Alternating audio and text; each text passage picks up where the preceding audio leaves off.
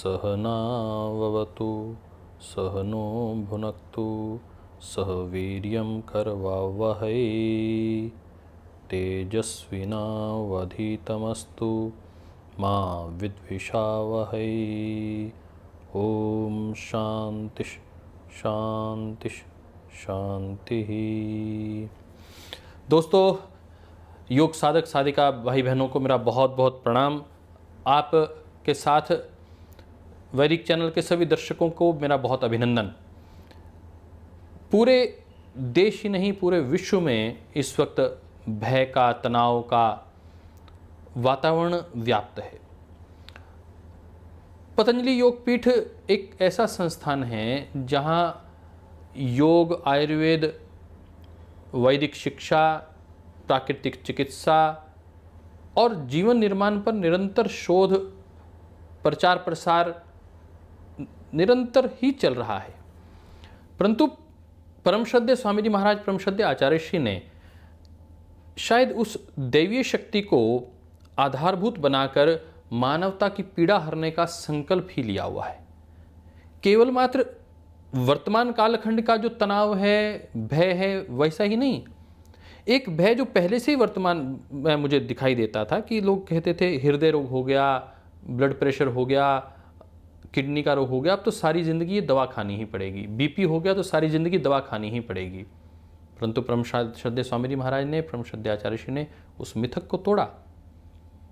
योग के माध्यम से आज लोगों का बीपी बैलेंस होता है, ऐसा एक नहीं लाखों प्रमाण हैं। लो बीपी है तो नॉर्मल हो जाता है, हाई बीपी है तो नॉर्मल हो जाता है। किडनी रोगों में जिनका क्रिएटिनिन लेवल बहुत बढ़ गया, आयुर्वेदिक मेडिसिन के साथ लोग स्वास्थ्य लाभ प्राप्त कर रहे हैं। हृदय रोग, जहां केवल मात्र एक ही बात कही जाती थी कि केवल स्टंट ही लगाना पड़ेगा, एंजियोग्राफी ही करनी पड़ेगी, हार्ट ट्रांसप्लांट ही करना पड़ेगा, जहां केवल ये कहा जाता था लीवर के विषय में तो कोई मेडिसिन ही नहीं आज तक एलोपैथ के पास। इतने महत्वपूर्ण अंग का, पूरे शरीर की सबसे बड़ी ग्लैंड लीवर, जहां 500 से अधिक केमिकल्स प्रोड्यूस होते हैं, उसका कोई उपचार एलोपैथ के पास नहीं। वहां आज लीवर का ट्रांसप्लांट तो करवाया जा सकता है, परंतु उसको ठीक करना बहुत टेढ़ी खीर है साहब। मुझे अच्छे से याद है, देश ही नहीं विदेश के लोग जो डॉक्टर्स मेरे संपर्क में हैं, वह अपने परिवार की कभी भी कोई लीवर की समस्या हो तो हमसे पूछते हैं और वो मेडिसिन लेना पसंद करते हैं, आयुर्वेदिक मेडिसिन लेना पसंद करते हैं। और ये मैं बातें इसलिए आपके साथ साझा करना चाहता हूँ कि एलोपैथ, उसका बहुत बड़ा विस्तार, उसका बहुत बड़ा लाभ इमरजेंसी ट्रीटमेंट में होता है, इसमें कोई संशय नहीं है। मैं उन एलोपैथिक के डॉक्टर्स को हृदय से अभिनंदन करना चाहता हूँ। और ये आपके दिमाग में कहीं ये बात हो कि पतंजलि योगपीठ कहीं एलोपैथ के खिलाफ है, कतई हम खिलाफ नहीं है। आवश्यकता है कि मानवता के हित में जो आवश्यक है उसको करना ही चाहिए, जहां आवश्यकता लगे, परंतु जहां लिमिटेशंस हैं उस लिमिटेशंस को भी स्वीकार करना चाहिए और बड़ेपन से, बड़े हृदय के साथ उसको स्वीकार करना चाहिए। मुझे अच्छा लगा कि माननीय गुलेरिया जी, जो भारत के एम्स के डायरेक्टर हैं, उन्होंने स्पष्ट रूप से कहा कि हमें योग को स्वीकार करना चाहिए। मुझे मुंबई का एक बहुत प्रसिद्ध हॉस्पिटल है, उसकी जानकारी मिली, वहाँ प्रतिदिन नेति करवाई जाती है। 600 का स्टाफ है और 600 के स्टाफ को नेति करवाने के लिए प्राकृतिक चिकित्सा से उनको नस से डालकर, अणु तेल डालकर उनको किस प्रकार अपने जीवन की रोकथाम करनी है वो सिखाया जा रहा है। आज इतने डॉक्टर्स कोविड-19 से पीड़ित हो रहे हैं, नर्सिस पीड़ित हो रही हैं, पुलिस के जो हमारे कर्मचारी भाई हैं, कांस्टेबल्स, उनके अधिकारी, वो उससे प्रभावित हो रहे हैं। और ये संख्या कोई छोटी संख्या नहीं है। मैं आपको इतना कहना चाहूँ कि 1 करोड़ से अधिक लोग पूरे विश्व में अब तक कोविड-19 से संक्रमित हो चुके हैं। 5 लाख से अधिक लोग उससे मृत्यु के काल के ग्रास बन चुके हैं, अर्थात लगभग 5% लोग तो मृत्यु को प्राप्त हो रहे हैं। परंतु यह स्थिति भयावह ना हो, इसलिए परम श्रद्धेय स्वामी जी महाराज ने, परम श्रद्धेय आचार्य श्री ने एक प्रयास आरंभ किया और पहले चरण में ही प्रयास आरंभ कर दिया। जैसे ही ये विषय आया सामने, तत्काल प्रभाव से मुझे अच्छे से याद है, हमारे पतंजलि रिसर्च इंस्टीट्यूट में इस विषय को लेकर एक गहमागहमी शुरू हो चुकी थी और वहाँ पर शोध की प्रक्रिया आरंभ हो चुकी थी। और उसमें अश्वगंधा, गिलोय और तुलसी, श्वासाहारी रस और अणु तेल, इन 5 को अलग अलग उसके ऊपर कार्य आरंभ हुआ, उसकी मैं चर्चा करूंगा। ये पूरा दस्तावेज परम श्रद्धेय आचार्य श्री के मार्गदर्शन में इसका निर्माण हुआ। फाइटोकेमिकल्स, जो प्लांट्स हैं, वह प्लांट्स को, उन प्लांट्स के माध्यम से जो फाइटोकेमिकल्स पैदा होते हैं, किस प्रकार वायरस की जो प्रोटीन है उसको अंदर हमारे शरीर के सेल्स में प्रवेश करने से रोक देते हैं, और यदि प्रवेश कर जाएं, उसको रोकने का काम अश्वगंधा और गिलोय करते हैं, और यदि वो प्रवेश कर भी जाएं तो उसको अंदर रेप्लिकेट ना किया जाए, उसको रोकने का काम तुलसी, वह अद्भुत एंटीवायरल ड्रग काम करती है। तो मैं इसके विषय में भी आपके सामने आऊँगा, चर्चा करेंगे इस विषय में भी बहुत गंभीरता के साथ।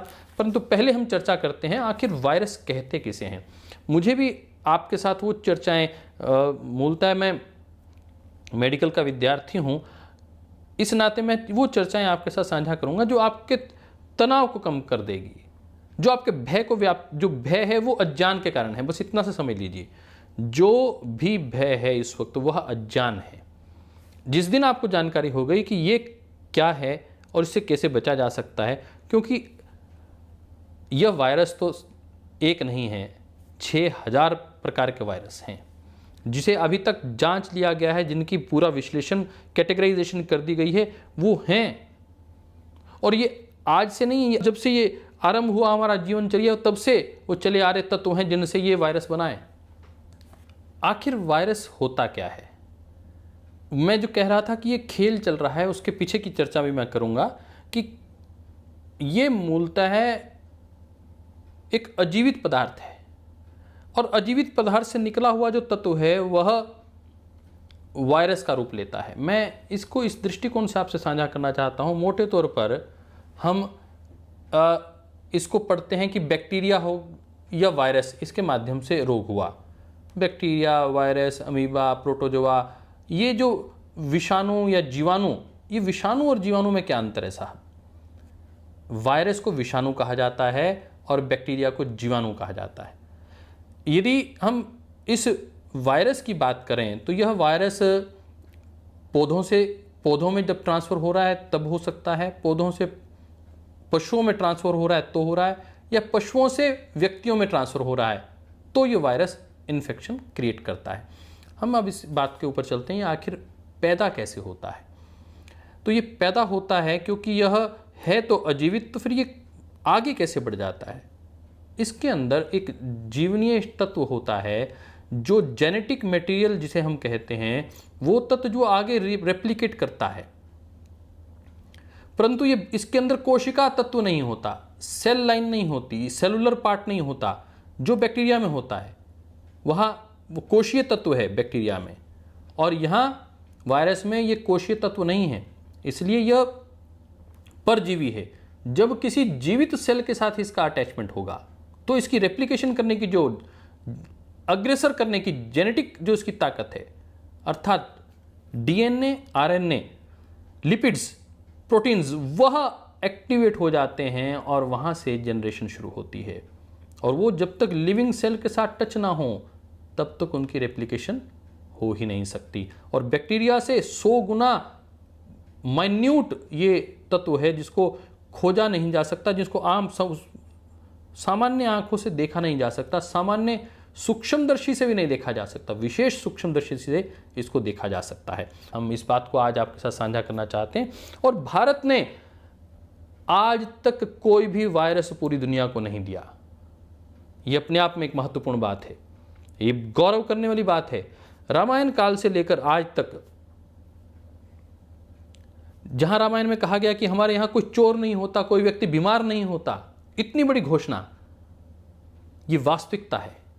हमारी जीवन शैली ऐसी है, हमारे अंदर रोग प्रतिरोधात्मक क्षमता इतनी अच्छी है, हमारी इम्यूनिटी इतनी अच्छी है, क्योंकि मूलतः हम ऋषियों के संतान हैं, मूलतः हम देवीय गुणों से संपन्न जीवात्माएं हैं।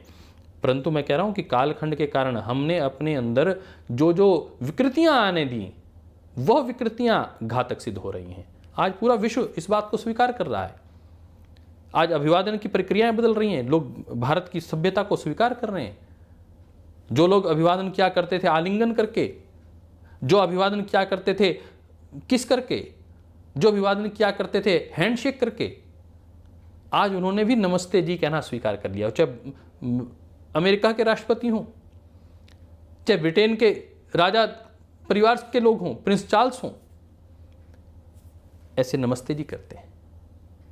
ये जो भारत की संस्कृति है, ये उसके उदय के अवसर हैं, ये उसका उदय होने वाला है, इसलिए घबराने की आवश्यकता नहीं, तनाव की आवश्यकता नहीं। श्रद्धेय स्वामी जी महाराज, श्रद्धेय आचार्य श्री जैसे अश्विनी कुमार हमारे साथ हैं, महर्षि पतंजलि के वर्तमान के अवतार हमारे साथ हैं, महर्षि चरक सुश्रुत के वर्तमान के अवतार के रूप में श्रद्धेय आचार्य श्री हमारे साथ हैं। तो चिंता की आवश्यकता नहीं है, केवल मात्र उसको समझने की आवश्यकता है। और यह समझने की आवश्यकता है कि हर पैथी का कुछ ना कुछ लिमिटेशंस होती हैं और हमें उसको स्वीकार करके, सबका समन्वय करके, जहां प्राकृतिक चिकित्सा उपयोगी है, जहां नीति आवश्यक है वहां नीति करनी चाहिए, जहां नस्य आवश्यक है वहां नस्य करना चाहिए, जहां पंचकर्म की आवश्यकता है वहां पंचकर्म करना चाहिए, जहां आयुर्वेद की आवश्यकता वहां आयुर्वेद का उपयोग करना चाहिए, जहां योग की आवश्यकता वहां योग, और जहां एलोपैथ की आवश्यकता है वहां एलोपैथ। और यदि ये कंबाइंड थेरेपी हो जाए, इंटीग्रेटेड थेरेपी हो जाए, तो साहब क्या रिजल्ट्स आ सकते हैं, इसकी कल्पना की जा सकती है। तो आज हमें अपने मानसिक अवरोधों को तोड़ने की आवश्यकता है।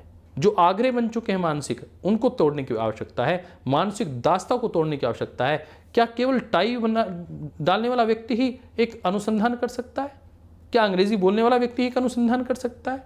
क्या भारतीय ऋषि परंपरा इतनी गौरवशाली, इतनी संपन्न नहीं है जो आज पूरे विश्व की जो बड़ी बड़ी समस्याएं हैं उसका समाधान ना दे पाए? आज श्रद्धेय स्वामी जी महाराज, श्रद्धेय आचार्य श्री उन सभी समस्याओं का समाधान लेकर जब आते हैं, चाहे आर्थिक विषय हो, चाहे शिक्षा की नीतियों का विषय हो, चाहे चिकित्सा का विषय हो, लोग आश्चर्यचकित होते हैं कि अरे भाई ये कैसे। और जब उनको अनुभव होता है तो कहते हैं नहीं, रास्ता तो यही है, चलना तो इसी पे पड़ेगा। तो आज जो विरोध है, वो विरोध के स्वर इस आपदा में वो अवसर बनकर उभरे हैं। और ये केवल मात्र ऋषि परंपरा का नहीं, भारत का उदय है, भारतीय परंपराओं का, भारतीय सभ्यताओं का उदय है। आइए हम इसको स्वीकार करें। और अब हम चलते हैं उन 100 साल के कालखंड पर कि कैसे कैसे अलग अलग वायरसों ने पूरे विश्व को दहलाने की कोशिश की, और उसके बाद उसके समाधान के लिए जो कोरोनिल का आविष्कार हुआ है उसकी भी चर्चा करेंगे। आज हम चर्चा करते हैं बहुत सी उन महामारियों की जिसकी आपने दादा दादियों से, नाना नानियों से कहानियाँ सुनी होंगी। चाहे वो प्लेग की बात हो, जिसे ब्लैक डेथ भी कहते थे, 1300 के दशक में आई थी। थर्ड पेंडेमिक की शुरुआत जो 1900 के समय में शुरू हुई। फिर चेचक ने एक बड़ी तबाही मचाई थी, एक महामारी आई थी। फिर एक हैजा जिसे कोलेरा के रूप से जाना जाता है, उसने बहुत संख्या में लोगों को पीड़ित किया था। परंतु जो बात मैं आपके साथ साझा करना चाहता हूँ, ये जो टाइफास के नाम से सन्निपात ज्वर, ये जो तपेदिक, खसरा, कुष्ठ रोग, लेप्रोसी, ये भी एक अपने आप में इन्होंने महामारी का रूप लिया। और मलेरिया भी, पीत ज्वर भी, येलो फीवर भी, अज्ञात कारणों से बहुत से रक्तस्रावी हेमोरेजिक फीवर, और बात की जाए तो ऐसे कई प्रकार के कष्ट शरीर में, इन्फ्लुएंजा, H1N1, बहुत सी चर्चा आएगी। परंतु मैं उन सब के साथ साथ आज आपको विशेष रूप से उन बीमारियों पर लेके जाना चाहता हूं जो कोरोना के आसपास की बीमारियां हैं, और जो बहुत आज के पिछले 100 वर्ष में जिन्होंने मानव जाति को प्रभावित किया। 1918 से 1920 के बीच की बात करें तो ये एक फ्लू शुरू हुआ, स्पेनिश फ्लू जिसे कहा जाता है। और ये आमतौर पे लोग सोचते हैं कि जो लोग बहुत असहाय से हैं, कमज़ोर हैं, जिनकी इम्यूनिटी कम है, जो बड़ी उम्र के हैं, उनको ही पीड़ित करता है वायरस। ऐसा नहीं है। ये स्पेनिश फ्लू ने उनको ज़्यादा प्रभावित किया जो बहुत ज़्यादा यंग थे, जो बहुत ज़्यादा काम करने वाले थे, बहुत ज़्यादा हेल्दी थे, उनको ज़्यादा प्रभावित किया। और ये लगभग 10 करोड़ लोगों की इससे मृत्यु हुई और ये बहुत बड़े स्तर पर ये फैला, क्योंकि उस वक्त द्वितीय विश्व युद्ध था। भारत में भी उन सैनिकों के माध्यम से जो 10,000 के लगभग आसपास हमारे सैनिक अटलांटा, अमेरिका, अन्य स्थानों पर जो विश्व युद्ध में कार्य कर रहे थे, जब वहाँ से वो लौट रहे थे तो आते हुए बम्बई के पोर्ट से उतरे और उसके बाद वो जैसे पंजाब पहुँचे या अन्य क्षेत्रों में पहुँचे तो वह फैलना शुरू हुआ। ये बड़े स्तर पर फ्लू फैला था और उससे बड़ी एक मानवता को बहुत बड़ी हानि हुई थी। और दूसरा एक ऐसे ही पेंडेमिक जिसे हम कहते हैं जो सफ़ेद बतखें होती हैं, उससे जो पैदा हुआ 1957 से 58 के बीच में ये पैदा हुआ। ये इससे 10 लाख लोगों की मौत हुई। ये इसकी वैक्सीन बन गई और इसकी वैक्सीन बनने के कारण 1957 में ये आरंभ हुआ। मैं इसलिए भी बता रहा हूँ कि कई जगह तो एलोपैथिक ने बड़ा अच्छा कार्य किया और तत्काल वैक्सीन बन गई। जैसे ये मैं बता रहा हूँ, जिसे इंटरनेशनल एपिडेमिक कहते हैं 1957-58 में एशियन फ्लू के नाम से। ये भी चीन से आया था, सिंगापुर होते हुए हांगकांग पहुंचा था और उसके माध्यम से ट्रैवल हुआ था। एक का आपने देखा कि 1918-20 में ये विदेश में पूरी तरह फैला, अमेरिका के आसपास से शुरू हुआ। एक अब वायरस की चर्चा कर रहे हैं जो चाइना के आसपास से शुरू हुआ, सिंगापुर से, हांगकांग से होता हुआ, जिसे एशियन फ्लू के नाम से जाना जाता है। उसमें 1957 में तत्काल एक वैक्सीन बन गई और उसके ऊपर रोकथाम लगी 1957-58 के बाद। और 1968 के बाद ये मनुष्य जाति में ही पूर्णतः समाप्त हो गई। तो आपको ये ध्यान में रखना है कि कई बार वायरस की तत्काल भी औषधि निकल जाती है, वैक्सीन निकलती है और उस पर लगाम लग जाती है और वह मानवता जाति से भी बिल्कुल लगभग 8-10 वर्षों में पूर्णतः समाप्त हो गया। इसकी हम चर्चा करेंगे। मैंने कहा कि जैसे किसी वायरस का नाम रखा जाता है, उस वायरस का नाम उसके आसपास के, जैसे स्पेन में हुआ तो स्पेनिश फ्लू, जैसे पहला प्रथम युद्ध विश्व युद्ध के समय में हुआ था 1918 से 1920 के बीच में, उसको स्पेनिश फ्लू का नाम दिया गया। फिर एक नाम दिया गया एशियन फ्लू, जो एशियन कॉन्टिनेंट में हुआ था, चाइना के आसपास हुआ था, उसको एशियन फ्लू का नाम दिया गया। कई बार स्थान के आधार पर नाम दिया जाता है वायरस को और कई बार स्थान के साथ साथ उस जो राज्य विशेष है उसके नाम पर दिया जाता है, कभी किसी नदी के नाम पर दिया जाता है। जैसे इबोला, इबोला वो एक कांगो के आसपास की एक नदी थी, उगांडा के आसपास, अफ्रीकन कंट्रीज़ में, जहाँ से ये पैदा हुआ। और मैंने कहा कि यह इस प्रकार बढ़ता है जैसे एक पादप से पशु जाति में जाता है। तो यह वायरस जो पैदा हुआ ये मरे हुए पशु पक्षी के माध्यम से भी आगे बढ़ सकता है। और लगभग ऐसी ही स्थिति जो आज तक दिखाई जाती है कि इबोला कैसे पैदा हुआ, तो मरे हुए पशु पक्षी से चिंपांजी और चिंपांजी से फिर ये आगे बढ़ा, क्योंकि आजकल लोग फॉरेस्ट सेक्टर्स में ज़्यादा जाते हैं और फिर वहाँ से संक्रमण होता है और संक्रमण आगे बढ़ जाता है। तो इबोला नदी के तट पर था, युगांडा के पास इबोला नदी थी, इसके नाम पर ये इबोला वायरस का नाम पड़ा। और इसी प्रकार हम बात करते हैं 1980 से एक वायरस आया, उसका नाम है HIV। उससे आप सब लोग परिचित हैं, एड्स के नाम से उसको जाना जाता है। उसमें भी क्या होता है, इम्यूनिटी कम हो जाती है, शरीर की लड़ने की क्षमता जो है वह कम हो जाती है। और 1980 से लेकर अब तक लगभग 3-3.5 करोड़ लोगों की मृत्यु इस एड्स के कारण हो चुकी है। और वायरस के फैलने की स्थिति अलग अलग प्रकार की है। इबोला में जहाँ तक ये जो पीड़ित व्यक्ति है उस व्यक्ति के माध्यम से आगे बढ़ता है और कई बार जब उसको ठीक से नहीं उसका संस्कार वगैरह किया जाता तो भी बढ़ जाता है। परंतु जो एड्स है वह सेक्सुअल ट्रांसमिशन से आगे बढ़ता है, ये मोटे तौर पे पता है लोगों को। परंतु इसकी जो जागरूकता पैदा करने के लिए बहुत समय लग गया और 40 वर्ष हो चुके हैं, आज तक इसकी कोई वैक्सीन नहीं बनी है।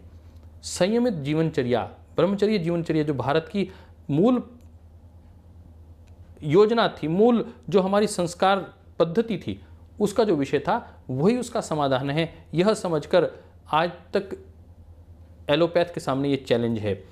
और इसी प्रकार ये HIV जो पैदा हुआ ये भी चिंपांजी से पैदा हुआ, ये अफ्रीकन कंट्रीज से आगे बढ़ा और वहाँ बड़े घने जंगल हैं और वहाँ से जब वहाँ पर जो इंटरेक्शन होता है ह्यूमन और प्लांट्स और एनिमल्स का, वहाँ से ये चीज़ें आगे बढ़ती हैं। और ऐसा ही एक जो हम जानते हैं 2003 में सार्स, ये भी चीन से आया। तो हम मोटे तौर पे देख लेंगे कि पहला स्पेनिश, दूसरा एशियन वो भी चीन के आसपास का, तीसरा इबोला वह भी अफ्रीकन कंट्रीज से, फिर एड्स ये भी अफ्रीकन कंट्रीज के आसपास, और फिर सार्स जो मोटे तौर पर हमारी श्वसन तंत्र की बड़ी डिजीज़ है सार्स, उसका भी अभी तक कोई इलाज सामने नहीं आ पाया। ये भी दक्षिण चीन से पैदा हुआ।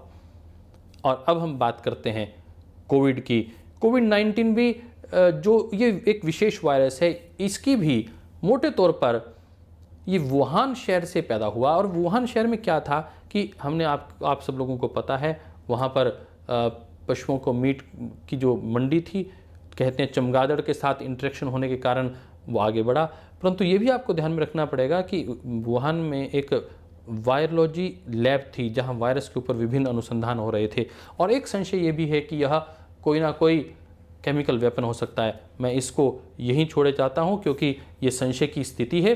परंतु एक बात आपको मैं अवश्य कहना चाहता हूँ, जब 1937 से 1945 के बीच में विश्व युद्ध चल रहा था, चीन और जापान के बीच में एक स्थिति बनी हुई थी, वहाँ पर रासायनिक वेपन का प्रयोग हुआ था, केमिकल वेपन का प्रयोग हुआ था। इस प्रकार का प्रयोग से लगभग 4 लाख से अधिक सैनिक हताहत हो गए थे।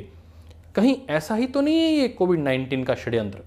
कॉमन कोल्ड और फ्लू, इन सब से जुड़ा हुआ जो एक बड़ा स्पीसीज है उसको कोरोना कहते हैं।